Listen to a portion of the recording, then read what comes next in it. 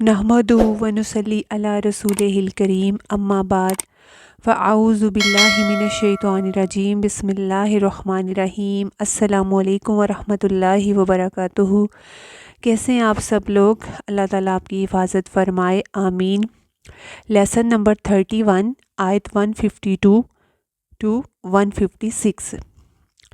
فَاذْکُرُونِی اذکرکم واشکروا لی ولا تکفرون، پس یاد کرو مجھ کو، میں یاد کروں گا تم کو، یعنی تم مجھے یاد کرو، میں تمہیں یاد کروں گا۔ اس سے پتہ چلتا ہے کہ انسان کو اللہ کی طرف سے ملنے والی نعمتوں کو یاد کرنا چاہیے، ان کا ذکر کرنا چاہیے، پھر ان نعمتوں کا اقرار کرنا چاہیے اور پھر ان پر شکر ادا کرنا چاہیے۔ نعمتوں کو یاد کرنا انسان کو اللہ والا بناتا ہے۔ فَاذْکُرُونِی اذکرکم، تو جب بندہ اللہ کو یاد کرتا ہے تو اللہ بھی اس کو یاد کرتا ہے۔ اللہ کو یاد کرنے کے طریقے کیا ہوتے ہیں؟ سب سے بہترین طریقہ کیا ہے؟ نماز۔ نماز اللہ کے ذکر کا سب سے بڑا طریقہ ہے۔ نماز نفل بھی، فرض بھی اور نماز کے علاوہ بھی تسبیح جیسے سبحان اللہ، الحمدللہ، اللہ اکبر، لا الہ الا اللہ، زبان ہماری پاک ہوتی ہے، ہر حال میں اللہ کو یاد کر سکتے ہیں، بیٹھتے اٹھتے کھڑے لیٹے سب طریقوں میں اللہ کو یاد کرتے رہیں۔ زبان سے بھی یاد کرنا اور دل میں بھی اس کی یاد آنی چاہیے۔ سینٹر آف لائف وہی ہونا چاہیے اور پھر ہمارا عمل بھی اللہ کی یاد دلانے والا ہونا چاہیے۔ نعمت تو جتنی بھی چیزیں ہمیں ملی ہیں، خواہ وہ ہم نے مانگی ہیں یا نہیں، جن سے ہم فائدہ اٹھاتے ہیں وہ سب نعمتیں ہیں، اور رحمت اللہ کی مرضی ہے۔ جو ہم مانگتے ہیں پھر وہ ملے، وہ رحمت ہوتی ہے۔ اللہ کو یاد کرنے کا فائدہ کیا ہے کہ اللہ بھی اسے یاد کرتا ہے۔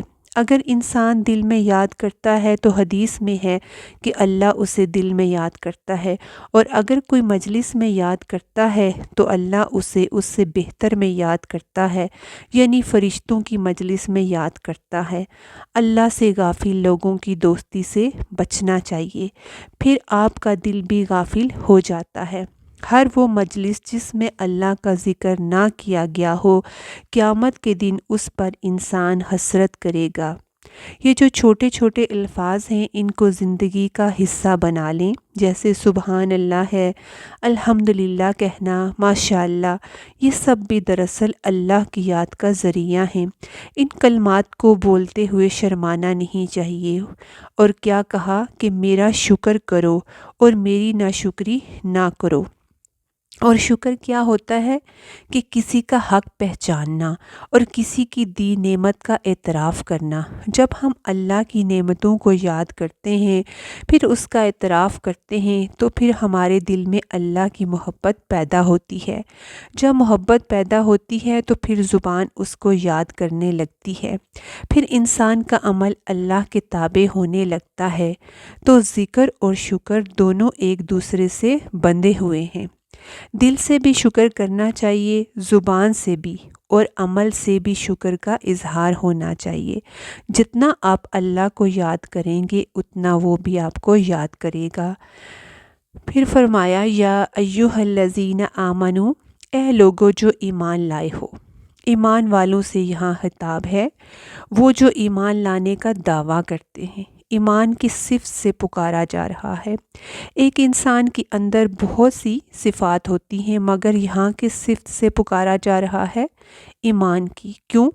اس لیے کہ کسی انسان کی سب سے بہترین صفت جو ہے اور سب سے بہترین پہچان کیا ہے کہ وہ اپنے خالق کو مانتا ہے، اس پر ایمان رکھتا ہے، اس کی بات مانتا ہے۔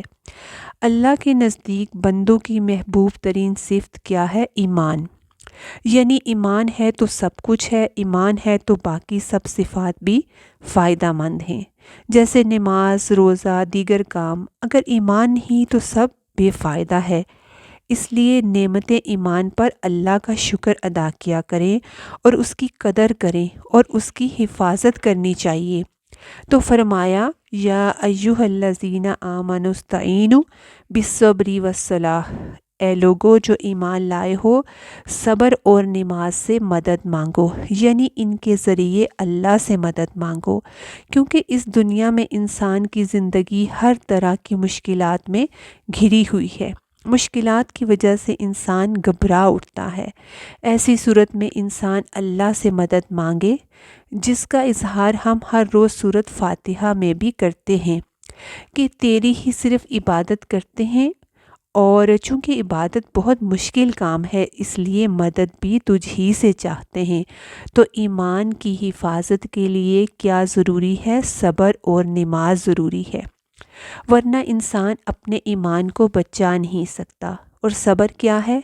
ثابت قدم رہنا، اپنے نفس پر قابو پانا، اپنے آپ کو روک کے رکھنا، جذبات پہ قابو رکھنا، تقدیر کا شکوہ نہ کرنا۔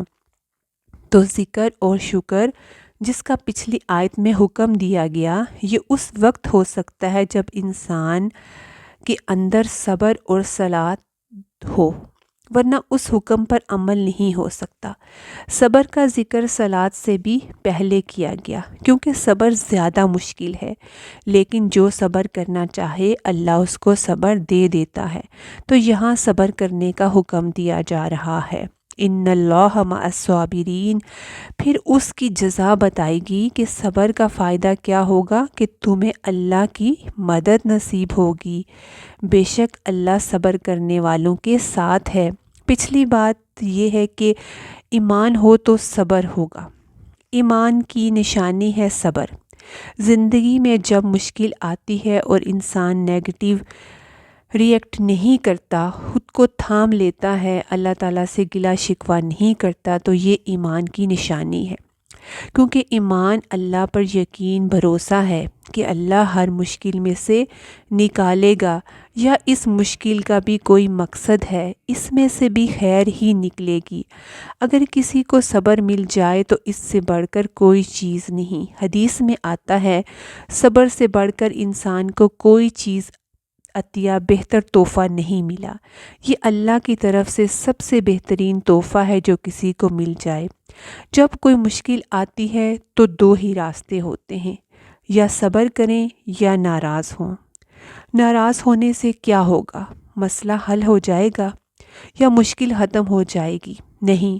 تو اس لیے صبر نہایت ضروری ہے، چونکہ انسان دنیا میں آزمائش کے لیے بھیجا گیا ہے، اس لیے آزمائشیں تو آئیں گی، تو ان کو فیس کرنے کا طریقہ بتایا جا رہا ہے کہ صبر کرو، کامیابی صبر کے ساتھ ہی ملتی ہے، کیونکہ صبر کرنے والوں کے ساتھ اللہ کی مدد ہو جاتی ہے۔ صبر مومن کی زندگی کا اہم پہلو ہے، یعنی اللہ کی مدد اس وقت آتی ہے جب تم صبر کرو گے۔ جو لوگ صبر کرتے ہیں وہ اللہ کی رحمت سے خاص حصہ پاتے ہیں، اور اس کے ساتھ ساتھ صلات بھی ضروری ہے، اور صلات دراصل صبر میں مددگار ہے۔ صبر صلات کے ذریعے آتا ہے۔ نبی صلی اللہ علیہ وآلہ وسلم کا طریقہ کیا تھا؟ جب آپ کو کوئی مشکل آتی تو آپ کیا کرتے؟ فوراً نماز کی طرف دوڑتے۔ ویسے تو 5 نمازیں ہم پڑھتے ہیں، مگر جب مشکل ہو تو انسان وضو کرے اور صلاۃ حاجت پڑھے، اللہ سے مدد مانگے، کیونکہ اللہ نے خود کہا ہے کہ مدد مانگو نماز کے ساتھ۔ اچھا، ہمیں جب کوئی پریشانی یا غم ہو تو ہم کیا کرتے ہیں؟ اپنا جائزہ لیں اور یاد رکھیں قرآن کیا کہتا ہے۔ صبر اور نماز سے مدد لو۔ صلات کیا ہے؟ اللہ سے دعا ہے، اس کے سامنے کھڑے ہونا ہے، اس سے بات کرنی ہے، تو ہر غم، دکھ، بیماری، پریشانی میں اس سے رجوع کرنا ہے، اس سے بات کرنی ہے، اس سے مدد مانگنی ہے۔ وَلَا تَقُولُوا لِمَن يُقْتَلُ فِي سَبِيلِ اللَّهِ أَمْوَاتٌ، اور نہ تم کہو ان کے لیے جو اللہ کے راستے میں قتل کیے جائیں مردہ، یعنی اللہ کی راہ میں مارے جانے والوں کو مردہ نہ کہو۔ اب اس کا پچھلی آیت سے کیا کنیکشن ہے کہ سب سے بڑی مصیبت جو ہے اور تکلیف اور مشکل کیا ہے؟ موت۔ سب سے بڑا نقصان کیا ہے؟ موت کی شکل میں ہوتا ہے۔ اب اس وقت بھی تم ایسے الفاظ نہ بولو جس سے انسان کا حوصلہ مارا جائے۔ اب صبر کا طریقہ ایک عملی مثال سے بتایا جا رہا ہے۔ جب کوئی تکلیف آئے، مشکل آئے تو منفی الفاظ نہ بولیں، زبان سے بد دعائیں نہ دیں کسی چیز کو۔ تو صبر کیا ہے؟ زبان سے منفی الفاظ کو نہ بولنا۔ اللہ کے راستے میں مرنے والوں کو مردہ نہ کہو، حالانکہ حصی طور پر تو وہ مر چکے ہوتے ہیں، اسی لیے تو قبر میں انہیں ڈالا جاتا ہے، مگر کیا کہا گیا؟ مردہ نہ کہو۔ بل احیاء ولکن لا تشعرون، بلکہ وہ زندہ ہیں مگر تم شعور نہیں رکھتے۔ حدیث میں ہے کہ شہداء کی روحیں سبز پرندوں کے جسم میں ہوتی ہیں اور ان کے لیے عرش کے ساتھ کچھ قندیلیں لٹکی ہوئی ہیں۔ یہ روحیں جنت میں جہاں چاہتی ہیں سیر کرتی پھرتی ہیں، پھر ان قندیلوں میں واپس آ جاتی ہیں۔ یہ صحیح مسلم کی روایت ہے۔ اس آیت سے یہ پتہ چلتا ہے کہ ان شہداء کا معاملہ علم غیب سے تعلق رکھتا ہے۔ ان کی موت خاص موت ہے۔ عام مردوں کی نسبت ان کا معاملہ فرق ہے۔ ایک ہے موت مطلق یعنی کمپلیٹ ڈیتھ، ایک ہے شہید کی موت جو بظاہر موت ہے لیکن حقیقت میں حیات ہے، زندگی ہے۔ لیکن کیسی زندگی ہے؟ ہماری جیسی نہیں۔ ایک ہے زندگی اور ایک ہے موت، اور ایک ہے ان دو کے بیچ کی چیز۔ زندگی کیا ہے؟ جو ہمیں ملی ہے۔ موت کیا ہے؟ وہ لوگ جو جا چکے ہیں دنیا سے۔ اب ان کے بیچ کی چیز ہے، وہ ہے شہیدوں کے لیے۔ وہ کیا ہے؟ بظاہر نہ ہماری جیسی زندگی اور نہ مرنے والوں جیسی موت، وہ ایک تیسری چیز ہے۔ کیا ہے؟ اللہ تعالیٰ فرماتے ہیں وَلَٰكِن لَا تَشْعُرُونَ، تمہیں نہیں پتہ وہ کیا ہے۔ تو جو چیز ہمیں نہیں پتہ اس کے بارے میں ہمیں خاموش ہی رہنا چاہیے، اس کو نہ دنیا کے زندہ لوگوں کی طرح زندگی بتانا چاہیے اور نہ مرنے والوں کی موت کی طرح ان کی موت بتانی چاہیے۔ اس کو تیسری زندگی کہتے ہیں، حیات برزخ۔ حیات برزخ کیا ہے؟ برزخ کی زندگی، اور برزخ جو ہے یہ علم غیب سے تعلق رکھتا ہے۔ مرنے کے بعد روحیں کہاں ہوتی ہیں؟ برزخ میں۔ حالانکہ ہر مرنے والا جب دفن کیا جاتا ہے تو اس کی روح جسم میں لوٹائی جاتی ہے۔ صحیح احادیث سے پتہ چلتا ہے کہ اس سے اٹھا کر سوال جواب کیے جاتے ہیں، لیکن اس کے بعد ان کی روحوں کے ساتھ کیا معاملہ ہوتا ہے، وہ کہاں رکھی جاتی ہیں، اللہ ہی سب جانتا ہے۔ ہاں، شہیدوں کے بارے میں صاف بتا دیا گیا کہ وہ جنت میں چلی جاتی ہیں، کھاتی پیتی سیر کرتی ہیں، مگر اس سے زیادہ کچھ پتہ نہیں۔ یہ علم غیب ہے، ہمیں اس پر ایمان لانا ہے۔ اس آیت سے یہ بھی پتہ چلتا ہے کہ جو اللہ کے راستے میں مارا جائے وہ شہید ہے۔ اللہ کے راستے سے مراد وہ جو اس لیے جان دے کہ اللہ کے نام کو بلند کرے، کلمہ حق کو بلند کرے، وہ شہید ہوتا ہے۔ ہمارے ہاں ہر بندے کو شہید کہنا شروع کر دیتے ہیں۔ اس کے علاوہ کچھ بیماریاں ہیں، جیسے کوئی پیٹ کی بیماری سے مرے یا ڈوب جائے یا عورت بچے کی پیدائش میں مر جائے تو اس کے لیے بھی عام مردوں سے بڑا اجر ہے، کیونکہ ان کی موت غیر معمولی طریقے پر ہوئی ہوتی ہے۔ وَلَنَبْلُوَنَّكُمْ بِشَيْءٍ مِّنَ الْخَوْفِ وَالْجُوعِ وَنَقْصٍ مِّنَ الْأَمْوَالِ، اور البتہ ہم ضرور آزمائیں گے تم کو کسی بھی چیز کے ساتھ، خوف میں سے۔ اللہ نے خود ہی یہاں بتا دیا کہ آزمائش ہوگی، ٹیسٹ ضرور ہوگا، کیونکہ دنیا میں آنے کا مقصد ہی چیک کرنا ہے۔ آزمائے جائیں گے ضرور۔ کس چیز میں آزمائش ہوگی؟ 5 میں۔ یہ ہیں مصائب خمسہ، 5 مصیبتیں کون سی ہیں؟ بشیئن، کسی بھی چیز کے ساتھ، تھوڑی یا زیادہ، من الخوف، خوف میں سے۔ تو پہلا نمبر ہے خوف۔ اچھا، خوف کی قسمیں ہوتی ہیں، ایک ہوتا ہے حقیقی خوف اور کچھ ہوتے ہیں وہمی۔ کس کس چیز سے ہم ڈرتے ہیں؟ جیسے سوچیں، اندھیرے سے ہم ڈرتے ہیں، سانپ سے، کتے سے، جن بوت سے، مستقبل سے، حالات سے، لوگوں سے، دنیا کا خوف، مرنے سے۔ سوچیں کتنے خوف ہیں، اور کچھ ہر وقت دل میں شیطان وسوسہ کرتا رہتا ہے، وہ بے وجہ کے خوف الگ ہمارے دل میں پڑے رہتے ہیں۔ تو اللہ تعالیٰ کہتے ہیں کہ آزمائے ضرور جاؤ گے، اور جس میں انسان سب سے پہلے پڑتا ہے آزمائش میں وہ ہے خوف۔ ذرا سا بچہ دیکھیں ہوش سنبھالتا ہے تو جو پہلی مصیبت اس پر آتی ہے وہ ہے خوف، اور باقی طبعی خوف تو ہوتے ہی ہیں، یہ انسان کے اندر ہے۔ اور دوسرا کیا فرمایا؟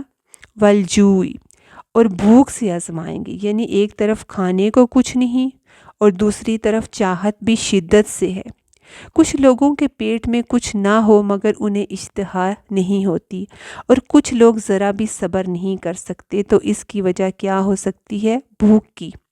کبھی تو یہ قحط ہو جائے، کچھ کھانے کو نہ ہو، اور کبھی ایسا بھی ہو سکتا ہے کہ پیسے نہ ہوں، کھانا ہو لے نہ سکیں، اور کبھی کچھ ایسا ہے کہ بیمار ہو جائیں، کھانے کو گھر میں سب کچھ ہو مگر انسان کھا نہ سکے، اور یہ بہت عام تکلیفیں ہیں، یہ بھی آزمائش ہے۔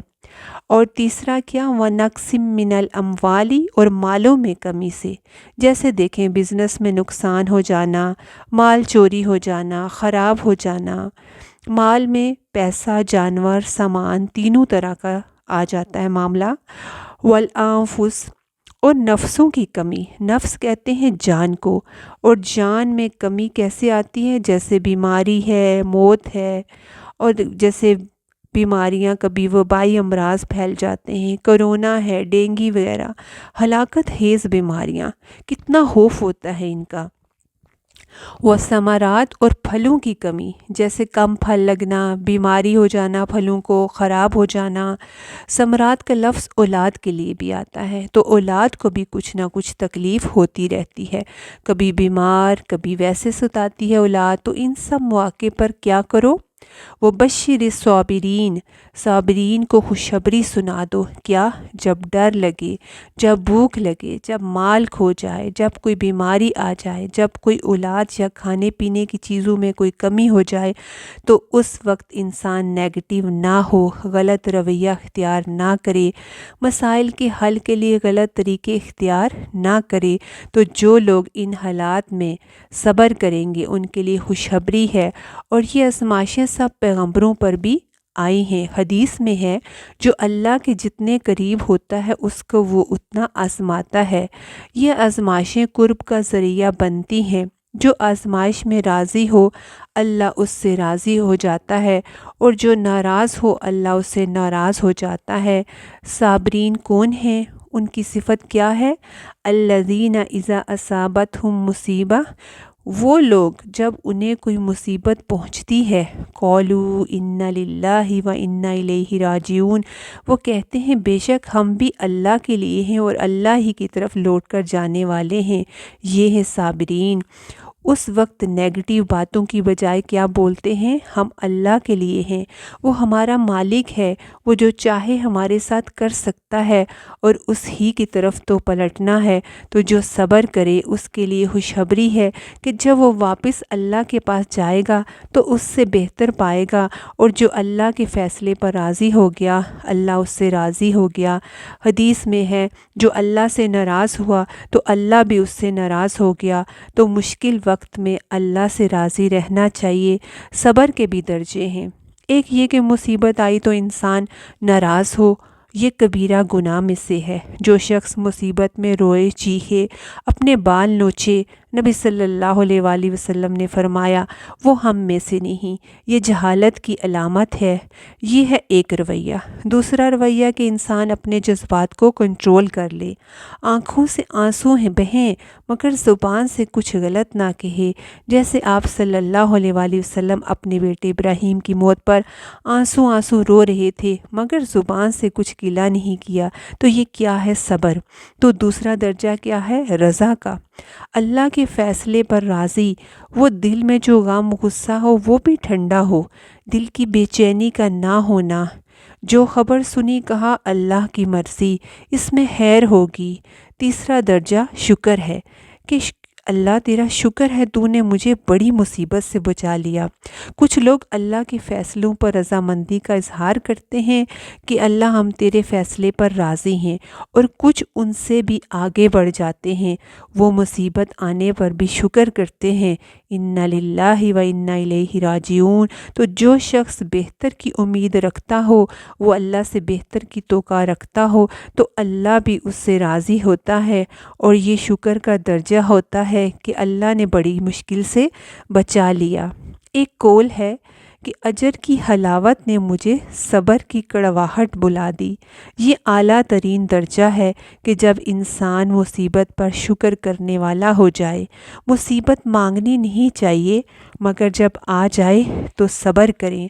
اللہ تعالی ہمیں صبر کرنے والا، شکر کرنے والا بنائے، آمین۔ السلام علیکم ورحمۃ اللہ وبرکاتہ۔